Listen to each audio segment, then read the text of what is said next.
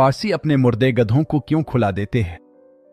पारसी मजहब के पैरोकारों की तदफीन का तरीका दुनिया भर से मुख्तलिफ है और उनकी सकाफत में यह एक मुनफरिद रवायात का हिस्सा है। पारसी लोग अपनी मौत के बाद जिस्म की तदफीन के लिए कब्र में दफन नहीं करते, बल्कि एक बुलंद मीनार पर रखकर गधों को उनके जिस्म खाने के लिए छोड़ देते हैं।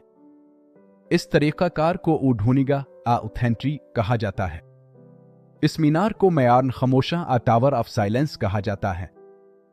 पारसियों के अकीदे के मुताबिक जिस्म को दफन करना जलाना इसलिए ममनू समझा जाता है क्योंकि यह जमीन, पानी और आग को नापाक करता है।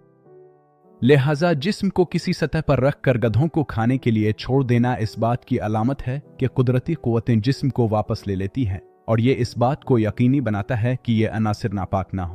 पारसियों की तदफीन के लिए एक खास किस्म का मीनार ढूनी टावर बनाया जाता है जिसे थेंट्री ऊढूनिगा कहा जाता है। ये एक बुलंद इमारत होती है जिसके ऊपर एक खुला प्लेटफॉर्म होता है जहां मुर्दे को रखा जाता है। वहां गिद्ध, जो कुदरती तौर पर मुर्दा जिस्मों को खाने वाले परिंदे हैं, उनको खाने के लिए मदऊ किया जाता है। इस तरीका तदफीन में यह अकीदा पाया जाता है कि जिस्म की खपत कुदरती तौर पर की जानी चाहिए ताकि जमीन पर कोई नापाकी ना हो। गधों के जरिए जिस्म की खपत एक तरह से खालिस तरीका समझा जाता है क्योंकि गिद्ध कुदरती तौर पर मुर्दा जिस्म को खाते हैं और इससे जमीन पर किसी भी किस्म की आलूदगी नहीं होती। ये रसूमात पारसियों की पुरानी अकीदतों का हिस्सा है और ये उनके सकाफती वर्से का अहम हिस्सा है।